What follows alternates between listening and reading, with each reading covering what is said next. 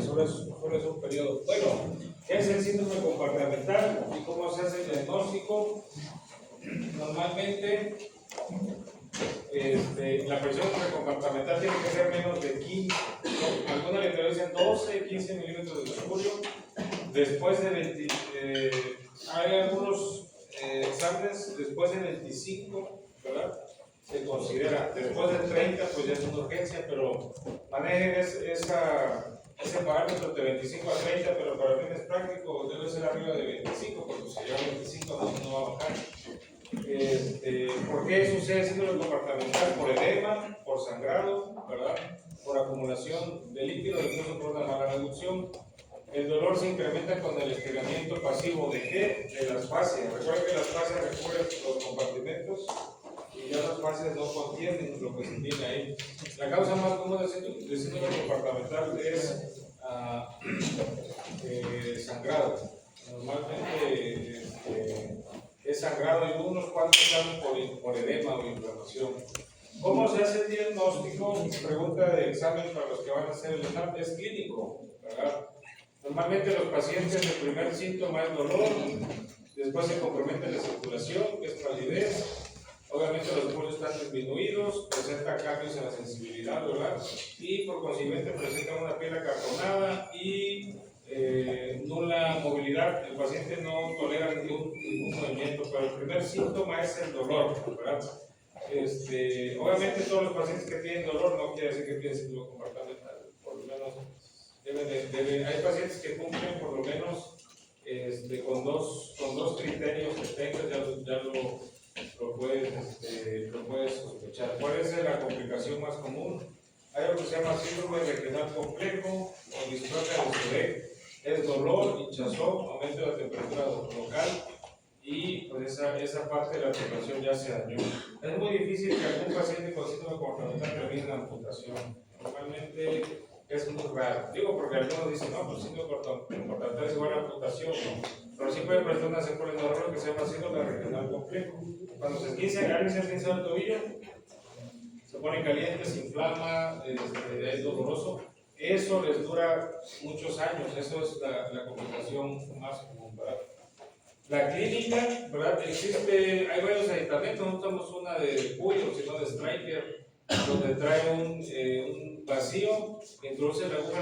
La cosa de la aguja es que tienes que hacer dos disparos, uno en el tejido celular subcutáneo y otra después de la fascia. Entonces, no es que son muy caros, lo usas una vez, vale como 7,000 pesos, entonces cada vez se usa menos. Aquí, en trauma, por ejemplo, viene de 0 a 8 y arriba de 35, pero cuando un paciente tiene arriba de 25, ¿verdad? Por ejemplo, el 35 es un paciente adulto, paciente diabético, no va a haber otros síntomas. Pero de 25 a 30, pongan ahí el valor, sobre todo para los días de práctica clínica. Mientras más elevado sea la presión intracompartimental, pues más severa será la complicación. ¿Cuál es el tratamiento? Abrir fasciotomías, ¿verdad? Cortar la fascia, cortar la fascia. Ese es un tratamiento muy cruento.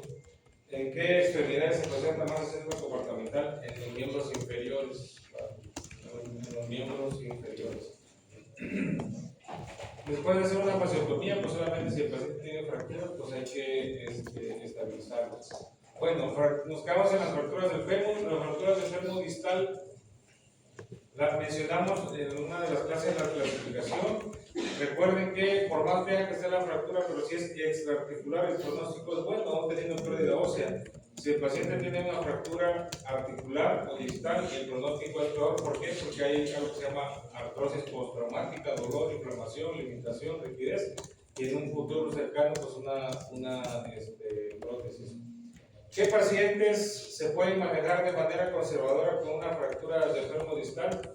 Aquellos que tengan nula separación de la fractura, o sea, una fractura que tenga un trazo articular que no tenga ni siquiera 1 milímetro de desplazamiento, Obviamente pacientes infartados, con cáncer, con tratamiento quimioterapéutico, pues no es el paciente ideal. Lo manejas con una férula o si no con un fijador externo. Todo lo que se puede hacer con una fractura de fémur distal, por ejemplo, ¿qué principio mecánico tendría ese paciente? Paciente anciano que se le coloca una placa de bajo perfil en el tercio distal del fémur, paciente con pérdida ósea, tiene múltiples tornillos en otras direcciones porque pues, son fragmentos que están libres, pero una fractura que está con pérdida ósea, que no le puedes dar compresión, lo único que tienes que mantener la longitud. ¿Qué principio mecánico sería? Sostén, ¿verdad? El principio mecánico de sostén. No puedes dar compresión, lo único que necesitas es dar longitud para que esa fractura consolide. Entonces, el mayor principio que se utiliza en las fracturas distales del fémur con pérdida ósea es el principio de sostén. Por ejemplo, en esta fractura, cuando vean radiografías y vean tornillos que están solos, ¿verdad? Solos, como de los últimos 3 tornillos, el cuarto, que es más pequeño. Normalmente los de abajo son 6, son 6,5 y el de arriba son 4,5. Quizás ese tornillo que está solo está haciendo compresión en algún fragmento, ¿verdad? Pero pues no va a poder controlar la fractura. Lo proteges con una placa, pero quizás el principio que más domina en ese sentido es sostén. Si ven en la imagen proximal, tiene otro implante allá arriba. Tiene otro implante, ese paciente probablemente ya tiene algún procedimiento previo. Entonces, los pacientes terminan armados. Todas esas grapas a los lados es una herida muy cruenta, una herida muy grande, está prácticamente desde la rodilla hasta casi la cadera. Eso que se ve. Una radiografía te dice mucho si se manipuló, si quedó bien reducida, incluso te dice si esa fractura va a consolidar. Entonces, pues ese es el asunto con los implantes. Otro implante que podemos utilizar en fracturas de fémur distal es el clavo, se llama clavo retrógrado. La forma de meter el clavo hacia arriba se llama anterógrado o de abajo hacia arriba retrógrado. Así, clavo retrógrado de fémur. Ahí está la fractura, esa fractura ya va consolidando y el clavo entra de abajo hacia arriba y los clavos se llaman pernos de bloqueo, los que atraviesan el hueso y atraviesan el clavo. Entonces, lo ideal es que esos clavos, además de atravesar el hueso, atraviesen el implante, porque si no, si el perno queda migrado o arriba o abajo, pues no va a cumplir su función. Entonces, para la fractura de fémur distal, tenemos una placa anatómica de sostén o un clavo intramedular. ¿Cuándo usar cada uno? Si no hay pérdida ósea, usas clavo. Si hay pérdida ósea, usas una placa. Además de injerto de lo que tengas, ¿verdad? Bueno, ese de fémur distal yo creo que sería su trabajo inmovilizarlo, requerirlo, pero una fractura de fémur distal no la manden a su casa porque tienden a complicarse mucho. Bueno, la rótula o patela es un hueso sesamoideo, ¿verdad? Es un hueso sesamoideo y su función es ser un pulcro, para hacer el mecanismo de extensión. Recuerden que la rótula arriba tiene al cuádriceps, abajo al tendón rotuliano y a los lados, ¿verdad? Tiene los retináculos, ¿verdad? Normalmente está lateralizada y se mueve en el hundimiento del cóndilo, ¿verdad? Estas fracturas se hacen por estrés o un traumatismo directo en la rodilla y el tendón rotuliano jala hacia abajo y el tendón cuádriceps tracciona hacia arriba, ¿verdad? Entonces es muy raro dejar una fractura de rótula de manera conservadora. El 95% son tratamientos quirúrgicos. Los hay, sin cirugía sí, hay casos raros donde no se desplazan, pero puedes dejar de manera conservadora. Entonces, puedes dejar una fractura de rótula como esa sin cirugía, como esa. No, porque el paciente ya no puede hacer extensión. Recuerden que la rótula es el pulpo para hacer el mecanismo extensor, entonces prácticamente ese paciente perdería la extensión. Me ha tocado pacientes con fracturas crónicas difíciles de armarlos, o sea, pierden hasta un 40-50% del mecanismo extensor y no pueden correr, solamente pueden caminar y hay que hacerle un medicamento extra. Entonces, contracción brusca y violenta del cuádriceps, ¿verdad? Puede provocar la fractura. Esa es una clasificación fácil, una fractura transversa, vertical, De todas esas, la más difícil es la tercera, la fractura del polo distal proximal, ya sea hacia arriba o hacia abajo, porque no hay tanto que hacer y tienes que unir el tendón al hueso y es bien complejo, porque tarda mucho en integrarse, integración. Eso es una férula tripánea prefabricada. Normalmente se lo dejas a aquellos pacientes que no tienen nada de desplazamiento de la rótula y se tolera el apoyo parcial, sí, solo que es muy incómodo. Ojo, cuando pongan este tipo de inmovilizadores a los pacientes, chequen en la circulación, porque el año pasado tuvimos 2 pacientes con úlceras. El paciente se puso algo como eso casi 2 meses. Entonces, cuando llegó a la consulta, casi que le arrancabas la piel. Entonces hay que poner una venda elástica, y arriba eso, porque eso se caliente en el verano, imagínense. Y la otra es que explican a los pacientes que eso no se moja, que hay bolsas especiales o bolsas de basura, lo que tengan, para cubrir las órtesis que le pongan. Entonces, la indicación del tratamiento quirúrgico es una fractura que tenga más de 2 milímetros de desplazamiento. La gran pregunta, ¿por qué? Con 2 milímetros de desplazamiento va a tener un callo óseo, va a tener una consolación irregular y va a tener dolor, ¿verdad? Y va a ser una artrosis patelofemoral y siempre se va a acordar del pie del paciente. Recuerden que normalmente cuando hay alguna lesión y queda una secuela, cuando viene el dolor, el paciente, el primero que se acuerda es del médico, ¿verdad? Entonces, utilizamos la palabra RAFI, que era RAFI, reducción abierta, equilibración interna, y si es reducción cerrada y estabilización es RCS, ¿verdad?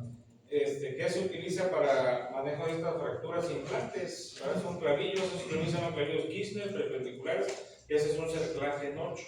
Entonces, este es el principio mecánico del tirante. Es un implante tensado en la superficie convexa de un hueso curvo que convierte las fuerzas de tensión en compresión.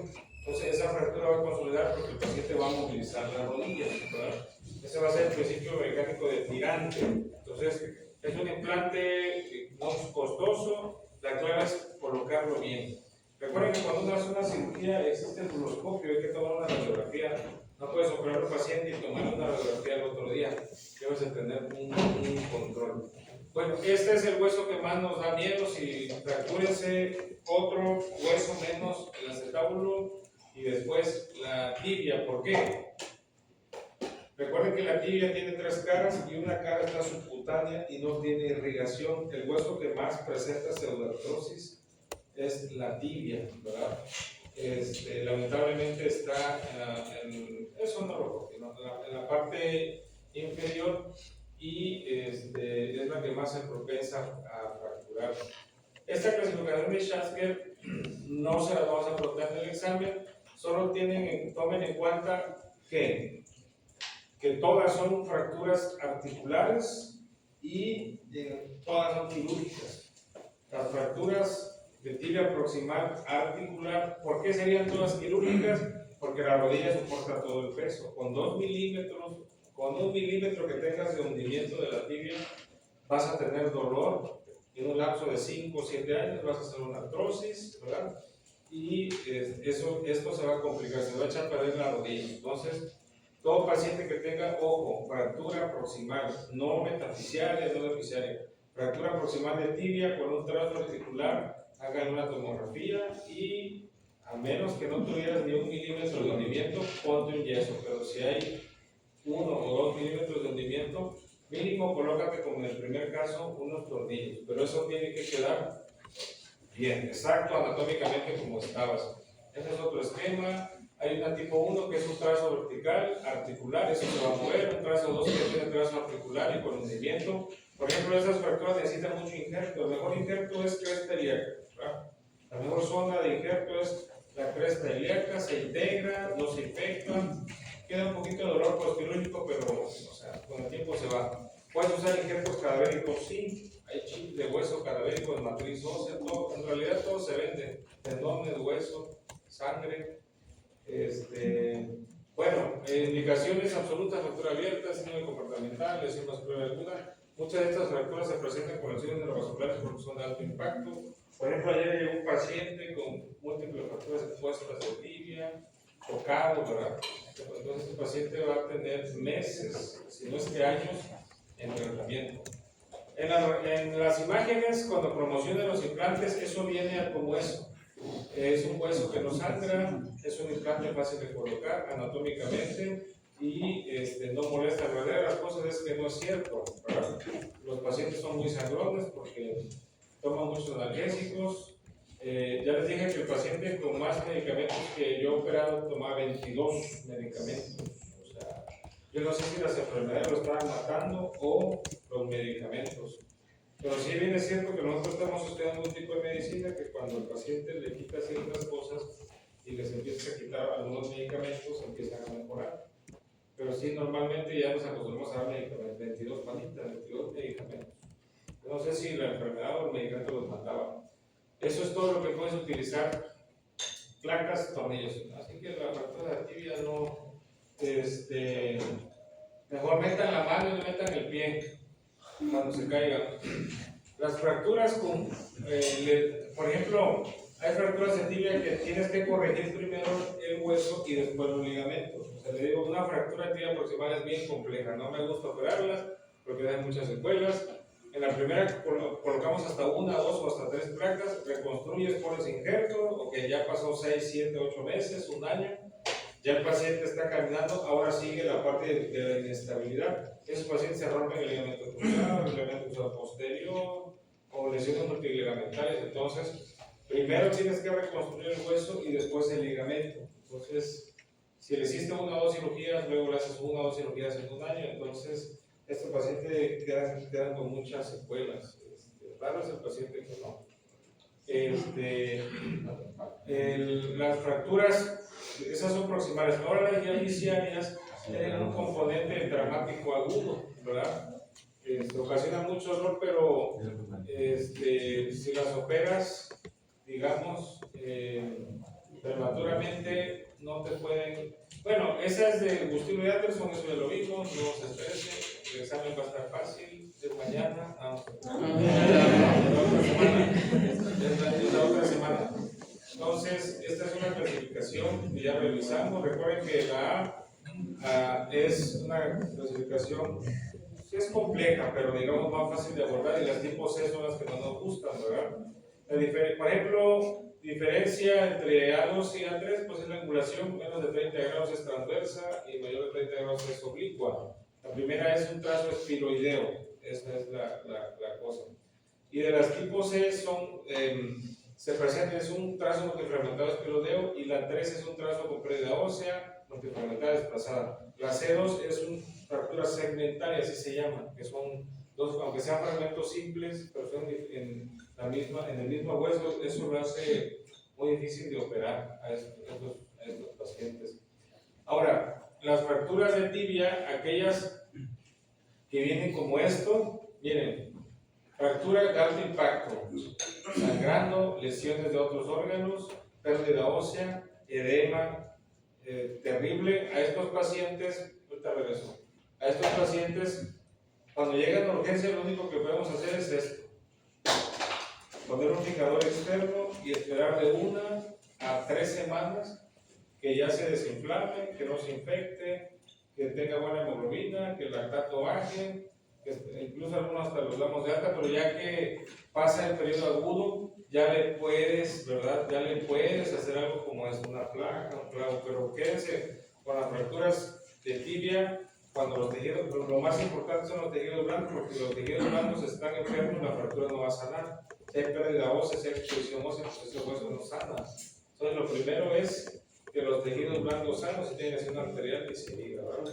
Entonces, pues eso es un principio mecánico de tutor intraóseo, que es un clavo, es un caso muy complejo porque tiene pérdida ósea deficiaria, tiene fractura del malleolo medial, desplazado. Entonces el clavo hace lo que puede, incluso se colocó un poquito de injerto. Entonces, este paciente, ¿cómo le va a ir a largo plazo? Pues sí, en realidad tiene un 50% de que le vaya mal. No tanto porque estuvo mal el trabajo, sino como son de alto impacto, se trombosan, hay lesiones nerviosas. hay que hacer electromiografías para ver si tiene el peroneo o el tibial. Entonces, eso es el asunto. Pero hay que hacer un conocimiento informado. Ahora, esto, por ejemplo, si yo les muestro esta radiografía, ¿verdad? Pérdida ósea, deficiencia terrible, que está ahí arriba de la fractura, un poquito más distal aquí. Entonces, en orden, estas ocasionan las fracturas diaficiales distales de tibia, ocasionan mucha inflamación, o sea, mucha hinchazón. Ese pie parece un sapo, no lo puedes operar en agudo, entonces pues tienes que colocarle aspiradores externos. Ya después que pasó varias semanas, ese paciente pues ya no sangró, bajaron el edema, lo anticoagulaste, le diste esteroides, le pasaste sangre, lo hospitalizaste. Ya quizás a los 10 días o a las 2 semanas ya le puedes hacer tratamiento conservador. En algunos países, pacientes que llegan con fracturas, lo único que hacen es inmovilizarlos, los internan 2 o 3 días, después los mandan a su casa con analgésicos y anticoagulantes, y ya mucho tiempo después le haces la cirugía, pero no aprendan eso, las fracturas con mucho edema no es lo ideal. Les va a tocar atender a estos pacientes con lesiones de tobillo. Llegan así, ¿verdad? Algunos llegan claudicando, otros no toleran la marcha. Existe un mecanismo donde la planta del pie mira hacia adentro, que es varo, y cuando la planta mira hacia afuera, que es valgo. Las lesiones en varo son las más comunes, como literalmente es que me torcí el tobillo, ¿verdad? Cuando juegas o brincas, ¿verdad? Son las de mejor pronóstico. Las de peor pronóstico son las que hacen que lesionen valgo, cuando la planta del pie mira hacia afuera. Eso deja muchas lesiones de astrágalo, lesiones articulares. Entonces, estos pacientes debutan con esas características: dolor, hinchazón y equimosis, ¿verdad?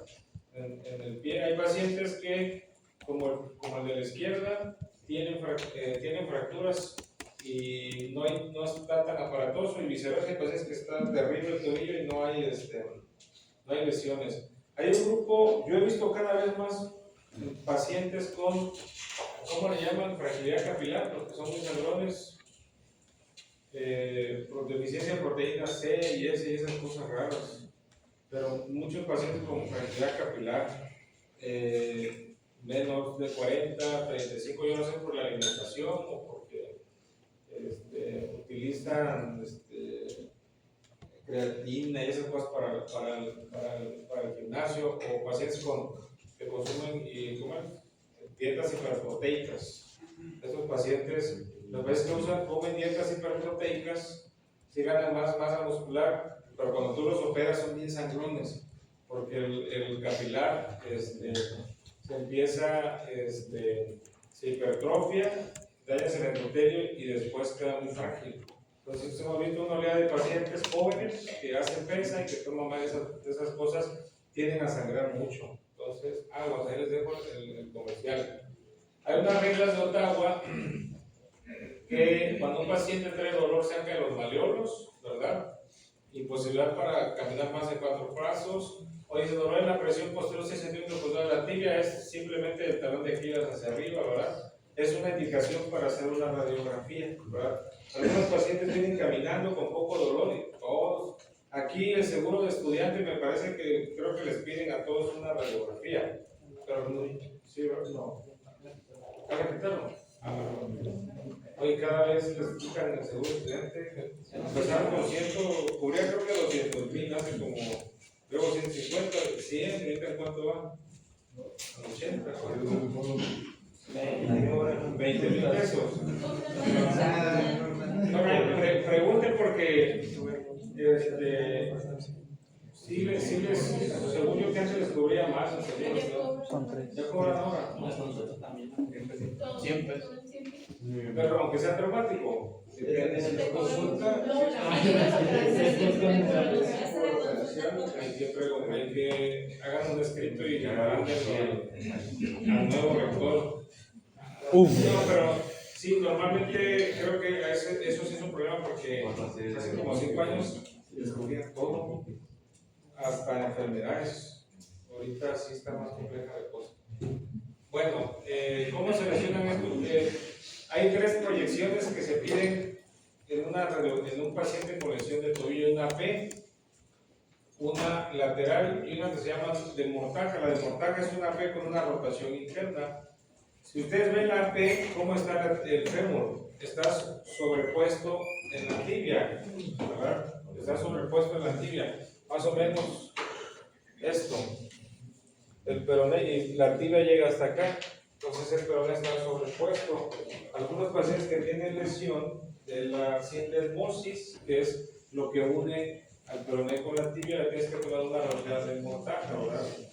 No tiene que haber una separación. Si hay una separación, pues hay una lesión ligamentaria, ¿verdad? Y eso se ocasiona en inestabilidad. Entonces, cuando le piden radiografías de tobillo, tengan en cuenta, es una P, una lateral y una desmortaja. La desmortaja se hace como es una P con una rotación interna de 15 grados. Siempre, digo porque a veces regresan a los pacientes.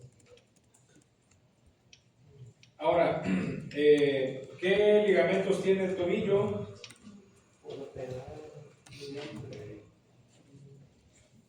Esa es la forma clásica, en un paro y supino. Es la forma más común de lesionarse. Es 15 grado 1, grado 2, grado 3, como ustedes quieran llamarlo. Pero eso es, por ejemplo, del lado lateral. Aquí está el tobillo, del lado lateral está el complejo ligamentario colateral lateral, ¿verdad? Son 3 fascículos, peroneo astragalino, ¿verdad? Igual, alguna nomenclatura tiene como fíbula, ¿verdad? Como fíbula o peroneo es lo mismo. Peroneo astragalino anterior, y si hay un anterior, pues hay un posterior. Y después hay uno medial que se llama peroneo calcáneo. Es el complejo lateral. El que más se lesiona es el peroneo astragalino anterior. Pregunta de examen. En un esguince clásico donde el paciente se torció la pata, como el paciente se torció la pata como esta imagen, ¿verdad? El ligamento que más se va a dañar es el peroneo astragalino anterior, ¿verdad?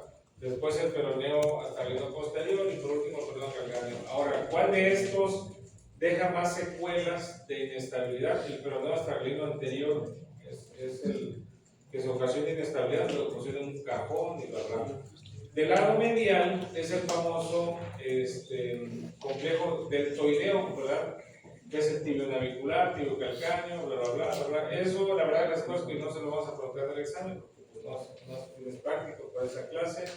Lo que sí es, si ustedes de esguince lateral y un esguince medial, los esguinces mediales dejan más secuelas por el mecanismo, y el ligamento que más se lesiona en el tobillo, que deja inestabilidad, es el peroneo astragalino anterior, ¿verdad? Hay varias técnicas para reconstruirlo, ¿verdad? Así llegan los pacientes a urgencias con un hematoma, ¿verdad? Un desgarro del peroneo astragalino anterior. Es más común en deportistas. Escuchan cuando se esguinzan un chasquido, ¿verdad? Presentan con dolor, inflamación. Algunos que tienen mucha fragilidad capilar, equimosis, ¿verdad? ¿Y qué hay que hacerle a estos pacientes? Esta es una clasificación. Vino en un examen. A ver, ¿qué vino en un examen?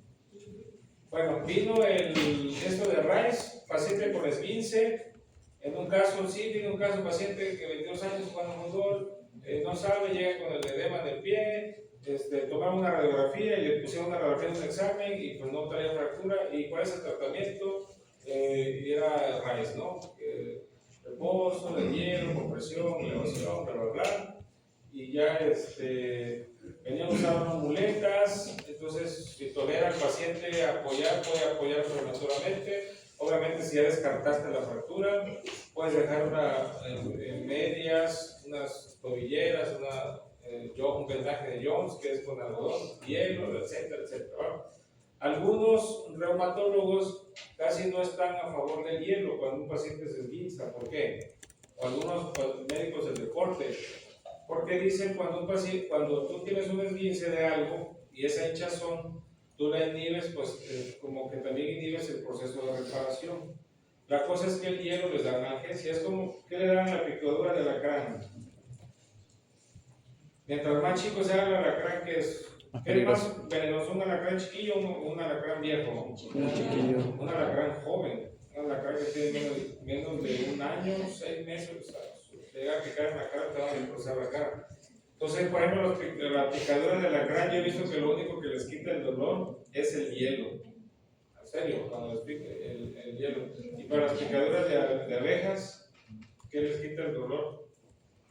El ajo. El ajo, ¿no? ¿Cómo? El cloro. ¿Cómo? Tomado. A un paciente que le pique una abeja, busca cloro y ponle. Se van a acordar de mí, pónganle cloro. ¿Qué les quita dolor a los pacientes que les pique la serpiente? ¿Cómo? Morirse, no. ¿Qué les quita dolor? La moringa. ¿Cómo? Moringa, no. ¿Cómo? No. Le picó una serpiente a un paciente que trae un montón de dolor. ¿Qué le vas a poner? Leche. ¿Cómo? Leche. Lo que he visto que les quita así un montón. Esteroides. Los esteroides. Me quedó su glaucoma. Los esteroides les quita un montón de dolor. La cosa es que tienes que ver si es neurotóxico o hematotóxico, porque si es hematotóxico, pues va a sangrar más. Si es neurotóxico, sí le inhibes un montón el veneno. Y le hacen compresión a uno que le picó una serpiente a la piel, lo mordió una serpiente y le vas a hacer un torniquete. O agarra la serpiente y te la llevas. ¿Cómo?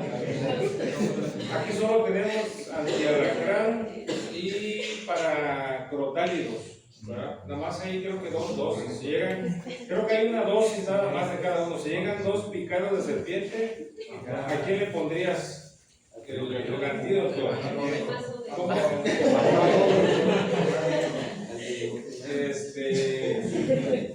Sí, al más chiquito, como es por superficie corporal. Si es uno grande, pues ni modo que aguante, al cabo, tiene más, o sea, el veneno se esparce, tiene más opción, alguien delgadito, chiquito, ¿no? Bueno, entonces con lo del esguince de tobillo, manéjenlo así. Yo los primeros 3 días prefiero que no apoye tanto porque que pase el periodo así de hinchazón. Le das un soporte desde un simple vendaje, una tobillera. Yo sé que algunos se quieren ver fresones con una boca Walker. Pero sí, la clave es apoyo temprano para que no deje tanta fibrosis, ¿verdad? Los que se esguinzan, si proponen ir a rehabilitación, porque sí les ayuda bastante. Fisiológicamente, cuando se sana un tendón que se esguinzó, esa es una clasificación, por ejemplo, el grado, clasificación anatómica, cuando es un grado 1, 2, grado 3, es cuando se lesiona el peroné esternino anterior, grado 2 cuando se lesiona el peroné esternino anterior y el ligamento peroneo calcáneo, y el grado 3 cuando se lesionan todos, ¿verdad? Entonces, esa es, digamos, la gravedad de qué ligamentos se lesionaron. Y cuando es por clínica, pues es qué tanto el paciente puede, qué tanto puede moverse. Entonces, se lee moderado y severo, el grado 1, grado 2, grado 3, pero eso, tú puedes ver en internet, dice grado 1 cuando el ligamento solo se estira, grado 2 cuando se rompe parcialmente, y grado 3 cuando se rompe completamente. Entonces, ¿cuándo sana un ligamento del tobillo? Te hicieron un esguince grado 1. ¿Cuándo vas a empezar a jugar? ¿Cómo? Fisiológicamente sana 21 días. A los 8 o 10 días el paciente va a jugar, pero puede presentar una secuela o una reincidencia, pero un ligamento que se utilizó, por más simple que sea el esguince, fisiológicamente va a sanar en 21 días. El tobillo también se fractura así. Las fracturas del tobillo, aquí está la sindesmosis, está el tobillo, está la unión de la tibia y el peroné, hay una membrana, un ligamento tibioestralino anterior y posterior, interóseo, de aquí hacia abajo, las fracturas son de buen pronóstico. De la sindesmosis hacia abajo, cualquier fractura que tengas, te operen o no te operen, no te va a dar tanta secuela. Las fracturas de ahí, donde dicen la letra B, hacia arriba, ojo, pueden dejar muchas secuelas. Esa es la máxima de las fracturas del tobillo. Entonces, por eso le llaman fracturas transindesmales, infrasindesmales o suprasindesmales, o una clasificación de Weber que es tipo A, tipo B y tipo C. Es una clasificación que cuando Roten les pregunta ¿qué clasificación de Weber tiene este paciente? No, pues se van por sobre la sindesmosis, que es lo más importante del tobillo, si es A, si es B o si es C, ¿verdad? Porque si hay fracturas, por ejemplo esa fractura que está suprasindesmal está desplazada, no, está anulada, le va a dejar secuelas, siempre y cuando la detectes a tiempo y quedas el apoyo, no va a dar secuelas. Si ese paciente lo pones a caminar y no sabe que está fracturado, esa fractura se va a mover, va a terminar separado el peroné y va a terminar con mucho dolor y va a terminar en cirugía. Esa fractura le ponen un yeso. ¿Cómo? ¿Esa fractura hay que poner un yeso? No, esa es una fractura de luxación de una fractura del maleo lateral, transindesmal, desplazada, cabalgada, cortada, y una fractura del maleo medial. De hecho, ese tobillo está subluxado. Ese tobillo no te dura más de 2 o 3 horas sin que se comprometa la circulación. Estos pacientes llegan con el tobillo deforme a urgencia, hay que hacer una reducción, colocar algodón y programarlo. No hay otra. Estos pacientes que se fracturan y tienen unas luxaciones y tardan, incluso reduciéndolos el mismo día, muchos desarrollan esto. Sufrimiento de tejidos blandos, eso se llaman flictenas, son ampollas sangrantes, duele terrible, ¿verdad? Algunos ingratos las revientan con alcohol para que no se infecten. La verdad, las cosas es que son asépticas, yo las dejo. Es como cuando sale una ampolla, el primer día te duele, pero con 3-4 días que tengas una ampolla, ya empieza la curiosidad, te la puedes aplastar y romperla. Pero si te la revientas el primer día, duele terrible. Entonces, hay que dejarlo así. Cuando vean un paciente que está con esas conflictenas de mano, de rodilla, de tobillo, no sean gachos, dejen que pasen unos 3-4 días, ya que pase la cascada de dolor y ya se la revienta, ¿verdad? Nada más no le pongan alcohol, porque pues no tiene caso, son asépticas, no están infectadas. Y las fracturas de tobillo se arman de esta manera, con placas. Por ejemplo, de la imagen de arriba hacia su derecha, este es un tornillo para la fractura del maleo medial. Entonces, ¿qué principio mecánico sería este? La fractura del maleo medial. ¿Qué principio sería este?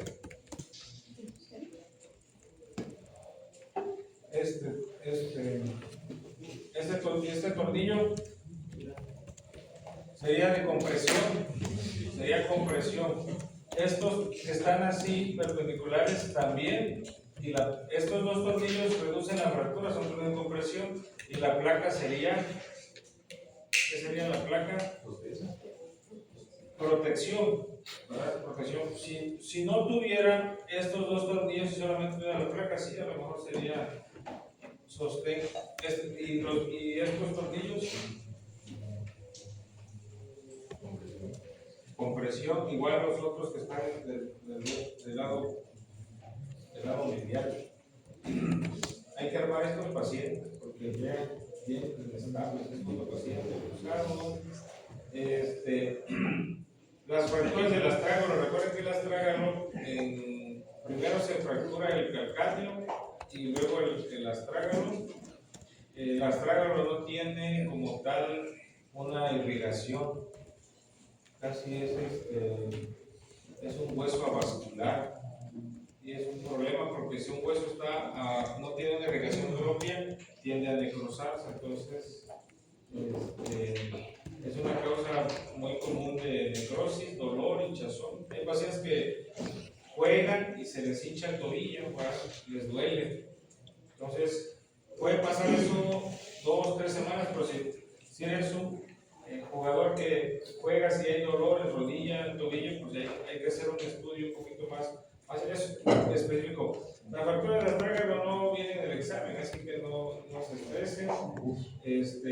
Solamente el comercial es que las fracturas del astrágalo tienden a presentar necrosis, pasan subdiagnosticadas porque esa es una radiografía y nadie sabe nada. Llega un paciente, ve una radiografía y todo está normal, pero el paciente sigue con dolor e inflamación, ¿verdad? Entonces las fracturas del astrágalo son subdiagnosticadas, son la segunda después del calcáneo y tienen que presentar alto índice de necrosis, ¿verdad? Porque no es tan vascularizado. Después sigue el calcáneo. La máxima del calcáneo es que sea una fractura que necesite cirugía o sea una fractura que no necesite cirugía, el paciente siempre va a tener dolor. ¿Okay? Ese es el problema del calcáneo.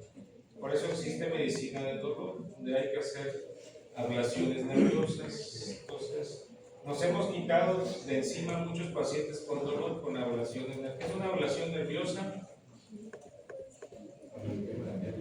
Paciente lo metes a quirófano, checas el foramen de columna y le achicharras el nervio. Tiene disestesias, parestesias en los pies, disminución de la fuerza, pero ya no va a tener dolor.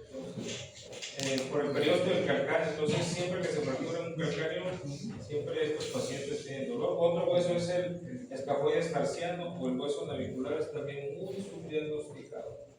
Es muy raro operarlos, normalmente en el año operas uno o dos, no es tanto, pero el año pasado operamos un paciente que tuvo un accidente y nunca supo, hinchazón, y hizo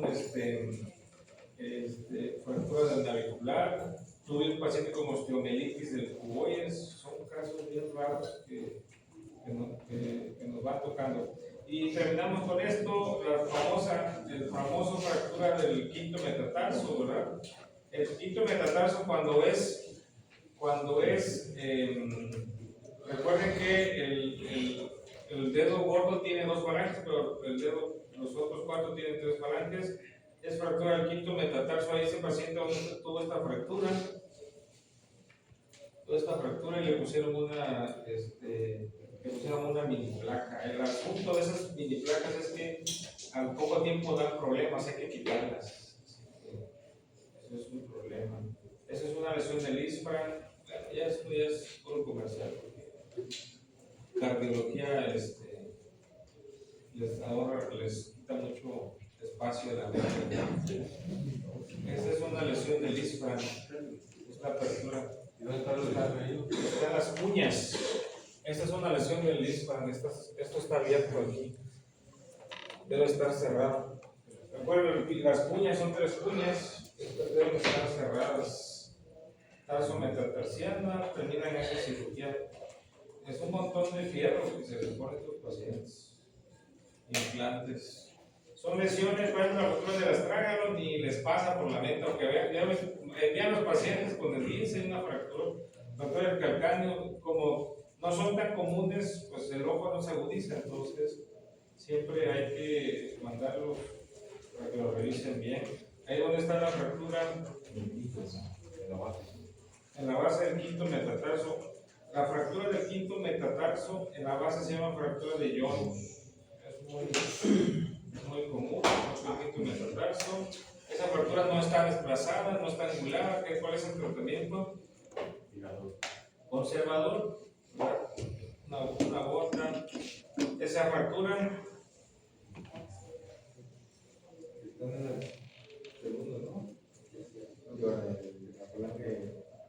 Tiene una fractura del falange proximal del quinto dedo. Tiene una fractura de fisura del metatarso tercero. Y tiene una fractura de fisura distal del quinto, ¿verdad? Son más. Segundo, tercero, cuarto. La del segundo, quizás en esta imagen no se ve. A mí tiene el primero, doctor. A ver, en esta imagen no se ve, pero en esta imagen, que es una dorsoplantar, pareciera que nada más es primero, tercero y quinto. Cuando le tomas una oblicua, allá aparece. Mira, sí está, y sí estaba completa la fractura. Creo que esa radiografía es de un cirujano, lejos de aquí, cerca de allá. Cuando salió el internado se accidentó, tuvo esas lesiones. Otra fractura, ¿dónde está? La base del quinto.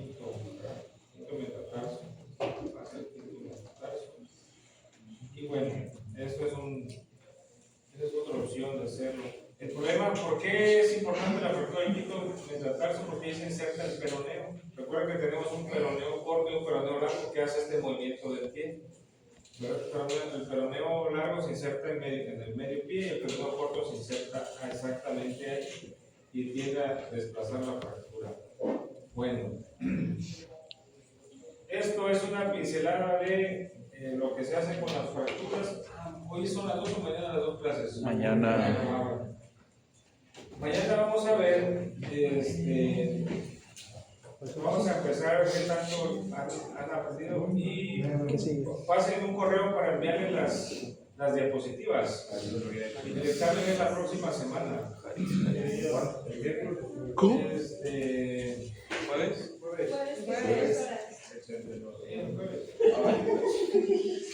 ¿Jueves?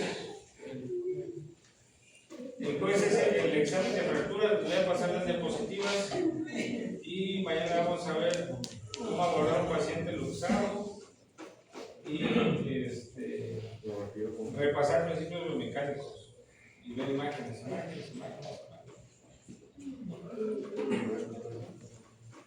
El tercer parcial es una exposición. O sea, el tercer parcial es una exposición. Van a exponer temas interesantes como plasma rico en plaquetas, células madre, si funcionan o no son, los 20 medicamentos más utilizados en trauma y ortopedia. ¿Cuál era el otro? El manejo de una hernia de disco. ¿De cuánto el equipo? Los equipos yo los voy a hacer.